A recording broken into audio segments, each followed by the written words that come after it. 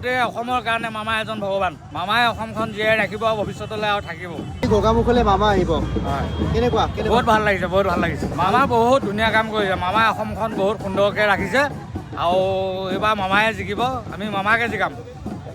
বহুত সুন্দৰ, মামা বহুত সুন্দৰ। ৰাস্তা পদূলি প্ৰায় আমাৰ গাঁৱতো এতিয়া নতুন ৰাস্তা আহিছে, ৰাস্তা দিছে, ঘৰ দিছে, আপোনাৰ মহিলাসকলক অৰুণোদয় দিছে।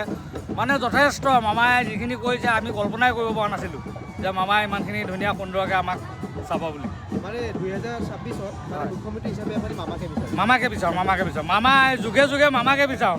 গৌৰৱ গগৈৰ কথা জানে নাই? গৌৰৱ গগৈৰ কথা গৌৰৱ গগৈটো আমি তেওঁক একেবাৰে আমাৰ অন্তৰৰ পৰা নাই, আমি তেওঁক মানিবই নোৱাৰোঁ। শুনিছোঁ পাকিস্তানৰ লগতো তেওঁ লিংক আছে বুলি আমি শুনি পাইছোঁ, নিউজ চেনেলত আমি পাই থাকোঁ। আৰু তেওঁ এনেকৈ অসমখন কেনেকৈ চলাব? তেওঁ এডাল চুলি সমানো নোৱাৰে। মামাই যেনেকৈ কৰি আছে, মামাই কাৰণে গোটেই অসমৰ কাৰণে মামা এজন ভগৱান।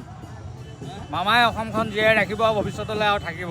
বহুত ভাল পাইছোঁ। মামাই বহুতখিনি দুখীয়া মানুহকো বহুত সহায় কৰিছে আৰু বহুত দুখীয়া মানুহে চাকৰি পাইছে।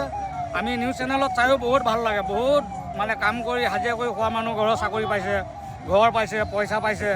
মামাই বহুত দুখীয়া মানুহক চাইছে।